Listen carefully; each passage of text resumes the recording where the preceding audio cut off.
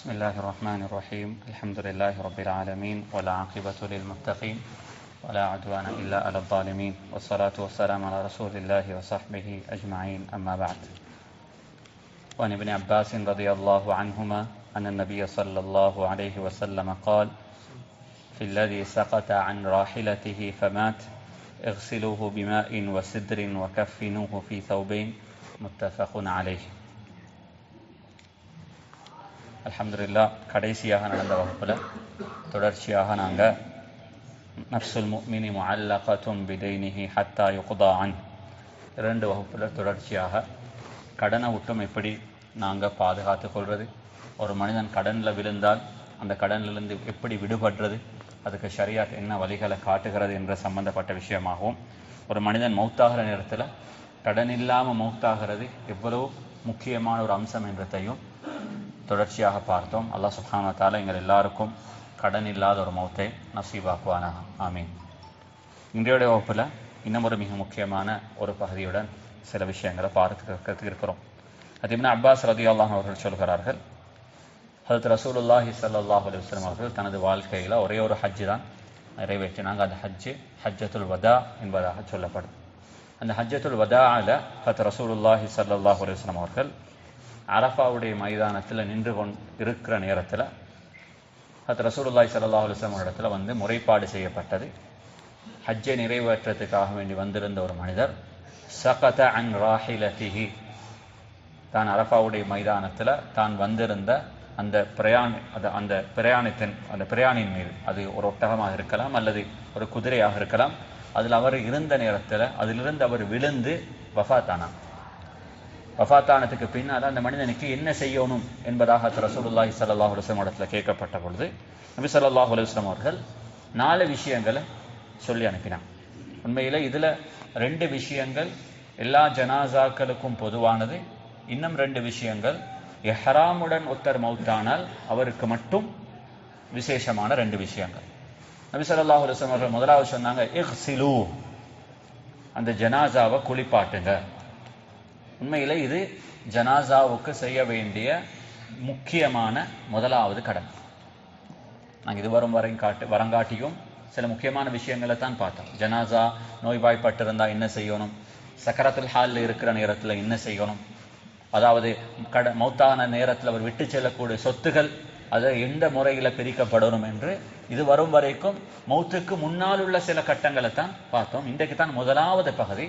ஒருத்தர் மௌத்தாவிட்டா அவருக்கு சமூகம் நிறைவேற்ற வேண்டிய கடமைகளில் முதலாவது கடமை இக்ஸிலூ, அந்த ஜனாசா குளிப்பாட்டப்பட வேண்டும். இன்ஷா அல்லாஹ் பின்னால் வரக்கூடிய ஹதீஸில் எப்படி குளிப்பாட்டுறது என்ற சம்பந்தப்பட்ட விஷயமாக தெளிவாக பேசுகிறேன். அது சம்பந்தப்பட்ட விஷயங்களில் குளிப்பாட்டுறது ஃபர்தோ கிஃபாயா, அது ஒரு சமூகத்துக்கான ஒரு கடமை. ஒரு சமூகம் ஒரு ஜனாசாவுக்கு செய்ய வேண்டிய கடமைகளில் மிக முக்கியமான சமூக கடமைகள் அது உண்டு. அன்பான சகோதரர்களே, ஏண்டா நாங்கள் ஒரு சமூகம், ஒரு முஸ்லீம் என்ற ஒரு மனிதன், ஒரு முஸ்லீமுடைய வாழ்க்கையை நாங்கள் எடுத்து பார்த்தோம்னா, ஒரு முஸ்லீமுடைய வாழ்க்கை எப்பொழுதுமே ஒரு சுயநலவாதியுடைய வாழ்க்கையாக, ஒரு தனி மனிதனோடு சம்பந்தப்பட்ட ஒரு தான் தனது குடும்பம், தான் தனது சொத்து, தான் தனது வேலை என்று சொல்லி வாழ்கிற ஒரு வாழ்க்கையாக ஒரு முஸ்லீமுடைய வாழ்க்கை இருக்க முடியாது. அந்த வாழ்க்கை எப்பயுமே சமூகத்தோடு சார்ந்தது. அந்த ஒவ்வொரு முஸ்லீமுக்கும் அவர் சமூகத்துக்கு செய்ய வேண்டிய கடமைகள் இருக்குது, சமூகம் அவருக்கு செய்ய வேண்டிய சில கடமைகளும் இருக்குது. இஸ்லாமிய சம்பந்தப்பட்ட விஷயமாக தெளிவாக பேசுகிறது. புகாரியுடைய ரிவாயத்தில் வந்து இருக்குது, நபி ஸல்லல்லாஹு அலைஹி வஸல்லம் அவர்கள் சொன்னார், அல் ஹக்குல் முஸ்லிமி அலல் முஸ்லிமி ஹம்ஸ், உலகத்தில் ஒவ்வொரு முஸ்லிமும் இன்னொரு முஸ்லிமுக்கு நிறைவேற்ற வேண்டிய 5 கடமைகள் இருக்குது. நாங்கள் எல்லாரும் எங்களோட வாழ்க்கையில யோசிக்கணும், இந்த 5 கடமைகளை நான் முறையாக நிறைவேற்றுகிறேனா? இது கடமை, இது ரெஸ்பான்சிபிலிட்டி, இது ஒரு டியூட்டி. டியூட்டி என்றால் செய்யவே வேணும். அதுல முதலாவது ரசூலுல்லாஹி ஸல்லல்லாஹு அலைஹி வஸல்லம் சொன்னார்கள், ரத்து சலாம். ஒருத்தர் எங்களுக்கு சலாம் சொன்னால் அந்த மனிதனுக்கு அந்த சலாத்துக்கு பதில் சொல்றது இந்த முஸ்லிமுடைய டியூட்டி, கடமை. அப்ப சலாம் சொல்றது ஒரு இபாதத், சொன்ன சலாமுக்கு பதில் சொல்றது இன்னும் மிக முக்கியமான ஒரு பகுதி. 2வது ரசூலுல்லாஹி ஸல்லல்லாஹு அலைஹி வஸல்லம் சொன்னார்கள், இயாதத்துல் மரீத். உங்களோட ஊரில் ஒருத்தராக இருக்கலாம், உங்களுக்கு தெரிஞ்ச ஒருத்தராக இருக்கலாம், ஒரு முஸ்லிம் உங்களது பக்கத்து வீட்டுக்காரராக இருக்கலாம். ஒரு முஸ்லிம் நோய்வாய்ப்பட்டால் அந்த நோய்வாய்ப்பட்ட முஸ்லிமை ஒரு சமூகம் கட்டாயமாக நோய் விசாரிக்க செல்ல வேண்டும். ஒரு ஊர்ல ஒருத்தர் நோய்வாய்ப்பட்டாரு, யாருமே அவரோட நோயை விசாரிக்கல, யாருமே அவர் கண்டுகொள்ளல.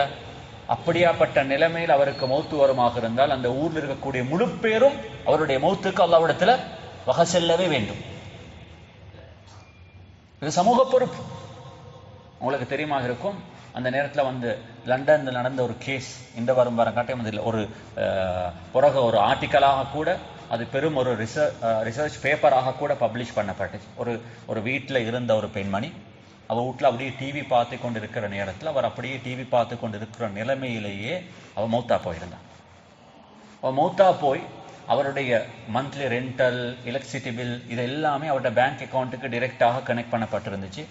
அந்த மந்த் கடைசாகிற நேரத்தில் அவருடைய வீட்டோட ஹவுஸ் ஓனருக்கு அவருடைய அக்கௌண்ட்ல இருந்து ரெண்ட் போயிடும், எலக்ட்ரிசிட்டி பில் மற்ற பில் அது எல்லாமே பே பண்ணப்பட்டுடும். அப்படியே டிவியும் ஓனாக இருந்துச்சு. இந்த பெண் கிட்டத்தட்ட 3 வருஷங்கள் அந்த பேங்க் அக்கௌண்ட் ஜீரோவாகும் வரங்காட்டியும் 3 வருஷமாக முழு பில்ஸும் அந்த பெண்மணியுடைய பேங்க் அக்கௌண்டால செட்டில் பண்ணப்பட்டு, இப்ப பேங்க் அக்கௌண்ட் ஜீரோவான நேரத்துல ஹவுஸ் ஓனர் பார்த்தாரு, லேண்ட்லோர்ட் பார்த்தாரு, ஃபர்ஸ்ட் மந்த் ரெண்ட் வரல, 2வது மந்த் ரெண்ட் வரல, 3வது மாதம் ரெண்ட் வராத நேரத்துல அவங்க என்ன செஞ்சாங்கன்னா அவங்களுடைய கவுன்சிலுக்கு டிமாண்ட் நோட்டீஸ் அனுப்பினாங்க, ஊட்ட வெக்கேட் பண்ண சொல்லி. டிமாண்ட் நோட்டீஸ் அனுப்பினதுக்கு பின்னாலையும் லெட்டர் வீட்டுக்கு வருகிறது, அந்த லெட்டருக்கு ரெஸ்பான்ஸ் பண்ணல. ரெஸ்பான்ஸ் பண்ணாத நேரத்துல கவுன்சிலால வந்தாங்க, பை ஃபோர்ஸாக வீட்டோட கதவை உடைச்சி அந்த வீட்டுல இருந்த அந்த டெனண்ட்டை வெளியில போடுறதுக்காக வேண்டி கதவை உடைச்சி பார்த்தால் அப்படியே அந்த வீட்டுல ஒரு சேர்ல உட்கார்ந்த ஒரு பெண்மணி முன்னால டிவி ஓனாக இருந்துச்சு. 3 years. அதுக்கு பின்னால் இன்வெஸ்டிகேஷன் செய்யப்பட்டு எடுக்கப்பட்ட போஸ்ட்மார்ட்டம் ரிப்போர்ட்டின் பிரகாரம் அந்த பெண்மணி 3 வருஷத்துக்கு முன்னால வஃபாத்தாக இருக்கிறா. அவருடைய பொடி எடுக்கப்பட்டுச்சு. அவர் மௌத்து என்று அந்த பெண் செத்திருக்கிறாங்கன்றது அவங்களுக்கு சூறு உள்ளவங்களுக்கும் தெரிய வர நேரத்தில் எத்தனை வருஷம் போயிருக்குது? 3 வருஷம் போயிருக்குது. இப்படியாப்பட்ட ஒரு நிலைமை ஒரு முஸ்லிம் ஊர்ல நடந்தால் அந்த ஊர்ல இருக்கக்கூடிய முழு பேரும் அந்த மௌத்துக்கு அல்லாஹ்விடத்துல வகை செல்லவே வேண்டும். இயாதத்துல் மரீத் இது ஒரு கடமை. அதுக்கு பெரும் சிறப்புகளை ரசூலுல்லாஹி ஸல்லல்லாஹு அலைஹி வஸல்லம் அவர்கள் பேசியிருக்கிறாங்க. ஒரு மனிதர் காலையில ஒரு நோயாளியை விசாரிக்க போறாரு, அந்தி வரும் வரைக்கும் 70,000 மலக்குமார்கள் அவர்களுக்கு மக்ஃபிரத்துக்காக வேண்டி துஆ செய்வாங்க. மாலையில ஒரு நோயாளியை விசாரிக்க போனால் அடுத்த நாள் வெள்ளை வரங்காட்டியும் 70,000 மலக்குமார்கள் அவர்களுடைய மக்ஃபிரத்துக்காக வேண்டி துஆ செய்வாங்க. இது ஒரு கடமை. ஒரு முஸ்லிம் ஒருத்தர் நோய்வாய்ப்பட்டு இருக்கிறார், கஷ்டமாக இருக்குது. உண்மையிலே அதை நோய்வாய்ப்பட்டவங்களுடைய வீட்டில் இருக்கிறவங்களும் இதை உணர வேண்டும்.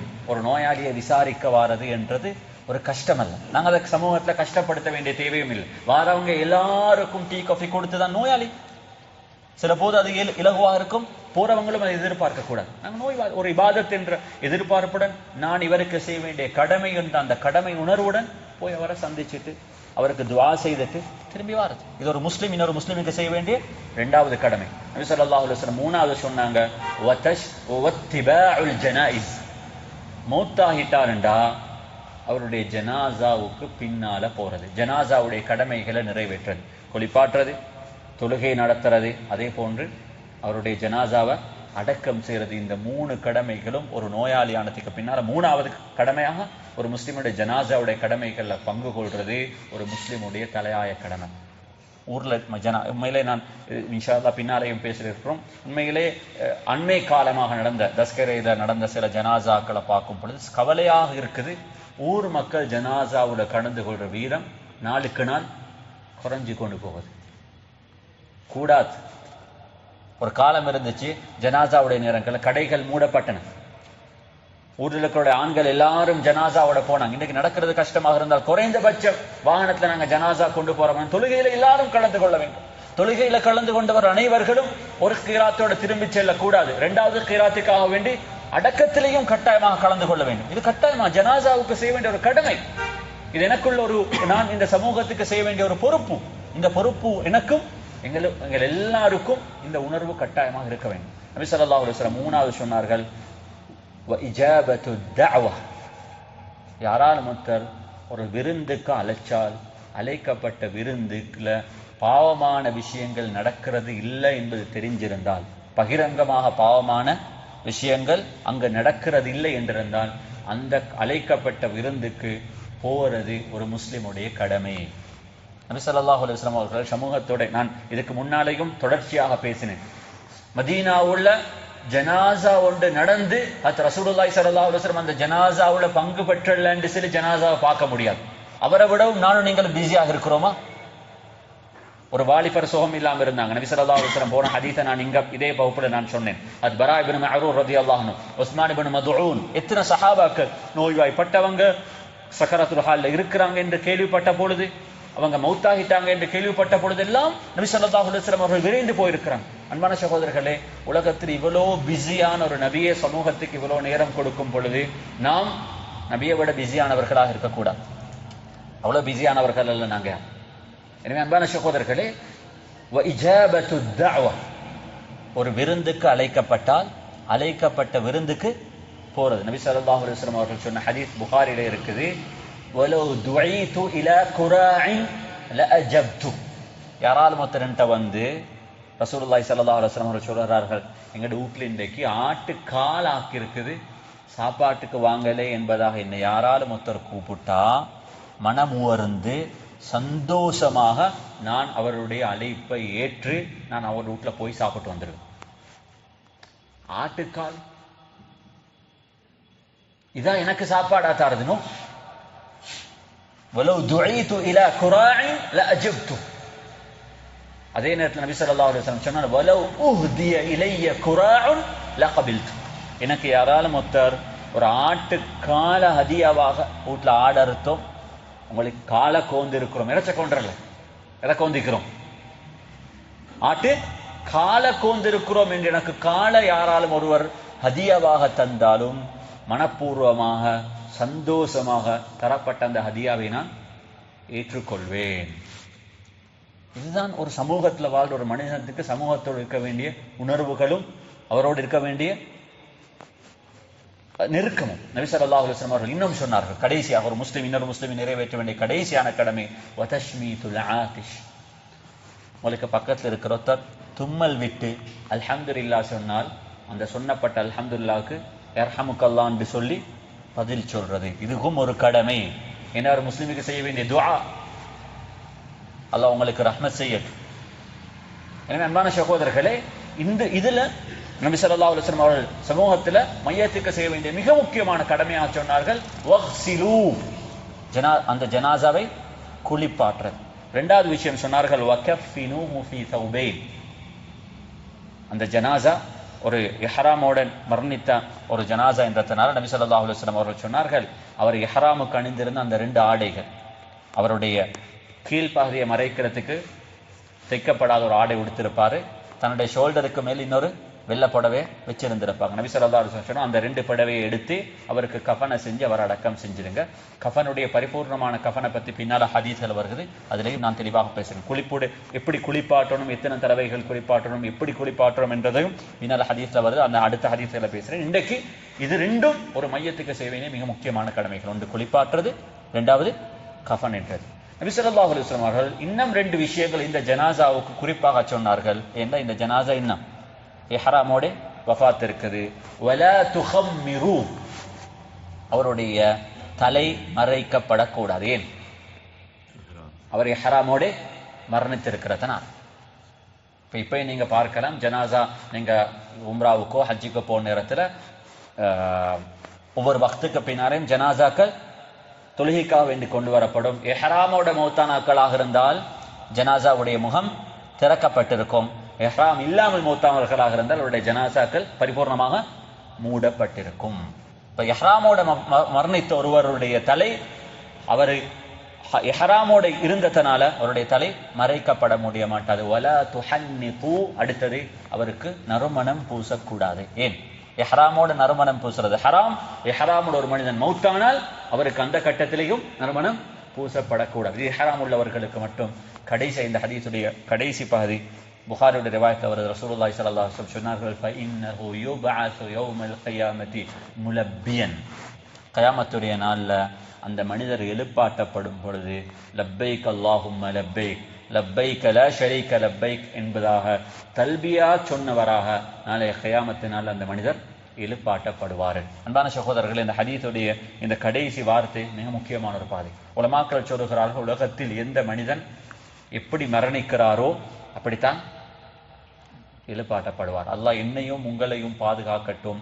பாவத்தை செய்த நிலைமையில் எங்கட மௌத்து வருமாக இருந்தால் நாளை கியாமத்தினால் நாங்கள் எப்படி எழுப்பாட்டப்படுவோம் என்றதை நாங்கள் கட்டாயமாக பயப்பட வேண்டும். அல்லாஹ்விடத்தில் ஆசைப்படணும். நாங்கள் எப்படி மௌத்தாகணும்? நன்மையான ஒரு விஷயத்துல ஈடுபட்ட நிலைமை. நபி ஸல்லல்லாஹு அலைஹி வஸல்லம் சொன்னார்கள், எப்படி ஒரு மனிதர் இஹ்ராமுடன் மௌத்தானால் தல்பியாவுடன் எழுப்பாட்டப்படுவாரோ இதே மாதிரி ஒரு மனிதர் ஷஹீதாக மரணித்தால் நாளை கியாமத்தினால எழுப்பாட்டப்படும் பொழுது அவருடைய உடம்பில் இருந்து ரத்தம் வடிஞ்சு கொண்டிருக்கும் பொழுது அவர் எப்படி எந்த நிலைமையில எப்படி மௌத்தானாரோ அதே நிலைமையில செய்யப்படுவார், எழுப்பாட்டப்படுவார். சும்மா யோசிச்சு பாருங்க. அது ரசூலுல்லாஹி ஸல்லல்லாஹு அலைஹி வஸல்லம் சஹாபாக்கள், அது முஸஅப் இப்னு உமைர் ரலியல்லாஹு அன்ஹு அவர்கள் தன்னுடைய ஒரு கரம் வெட்டப்பட்டுச்சு, இன்னொரு கரத்துல என்ன செஞ்சாங்க? கொடியை பிடிச்சாங்க. அந்த கையும் வெட்டப்பட்டுச்சு. பிறகு அவருக்கு அம்பால தன்னுடைய நெஞ்சில குட்டப்பட்ட நிலைமையில் அவர்கள் நாளை கியாமத்து நாள்ல அவருடைய ஒரு கை ஷஹீதாக்கப்பட்ட அதால ரத்தம் வடிஞ்சு கொண்டிருக்கும், மற்ற கையும் வெட்டப்பட்ட அதாலையும் ரத்தம் வடிஞ்சு கொண்டிருக்கும், அவருடைய நெஞ்சாலையும் ரத்தம் வடிஞ்சு கொண்டிருக்கும். அந்த நிலைமையில தான் அவர்கள் கியாமத்து நாள்ல எழுப்பாட்டப்படுவார். நாங்களும் ஆசைப்படணும், எங்களுக்கும் மௌத்து வரணும். அந்த மௌத்துல நானும் நீங்களும் ஏதோ ஒரு நல்லமல்ல ஈடுபட்ட நிலைமையில் அப்படியாப்பட்ட ஒரு மௌத்து எங்களுக்கு வருமாக இருந்தால் அந்த அமலை செய்த நிலைமையில தான் நாளை கியாமத்து நாள் அல்லாஹ் என்னையும் உங்களையும் எழுப்பாட்டுவான். எனவே இது ஒரு மிக முக்கியமான ஒரு ஹதீஸ். பல முக்கியமான விஷயங்களை பேசியிருக்குது. எனவே அல்லாஹ் சுப்ஹானஹு வ தஆலா இவைகளை வாழ்க்கையில் அமல் செய்யக்கூடிய பாக்கியத்தை நசீபாக்குவானாக. 4 மிக முக்கியமான விஷயங்களை சொன்னேன். ஒன்று, ஜனாசாவுக்கு நிறைவேற்ற வேண்டிய கடமைகளை, மிக முக்கியமான 2 கடமைகளை இந்த ஹதீஸ் பேசுகிறது. ஒன்று, ஜனாசாவை குளிப்பாற்றுறது. 2வது, ஜனாசாவை கஃபன் செய்யறது. அதே நேரத்தில் இஹ்ராமுடன் மரணித்தொத்தருடைய தலை மறைக்கப்பட முடியாது, அவருக்கு நறுமணம் பூசப்பட மாட்டாது. கடைசியாக இன்னஹு யுபஅஸு யௌமல் கியாமத்தி முலப்பியன், ஒரு மனிதன் தனது வாழ்க்கையில துபஅஸூன கமா தமூதூன், ஒரு மனிதன் எப்படி மௌத்தாகிறாரோ அப்படித்தான் கியாமத்து நாளில் எழுப்பாட்டப்பட போறாரு. நாங்கள் ஆசைப்படுவோம் எங்களோட மௌத்து எப்படி வரணும்? ஒரு நல்ல அமல்ல ஈடுபட்ட நிலைமையில் அல்லாஹ் எங்களோட மௌத்துகளை ஆக்க வேண்டும். பாவங்கள் ஈடுபடாத நிலைமையில, பாவங்கள் செஞ்சிருந்தால் அதுக்கு தௌபா செய்த நிலைமையில அல்லாஹ் எங்கள் எல்லாருடைய மௌத்துகளையும் ஆக்கி வைப்பானாக. என்ன விஷயங்களை பேசினோம் அந்த விஷயங்களை வாழ்க்கையில மௌத்து வரும் வரைக்கும் அமல் செய்யக்கூடிய பாக்கியத்தை அல்லாஹ் நம் அனைவர்களுக்கும் தந்தருவானாக. ஆகிரு தஅவானா அல்ஹம்துலில்லாஹி ரப்பில் ஆலமீன். அஸ்ஸலாமு அலைக்கும் வரஹ்மத்துல்லாஹி வபரகாத்துஹு. சுப்ஹானக்கல்லாஹும்ம வபிஹம்திக் அஷ்ஹது அல்லா இலாஹா இல்லா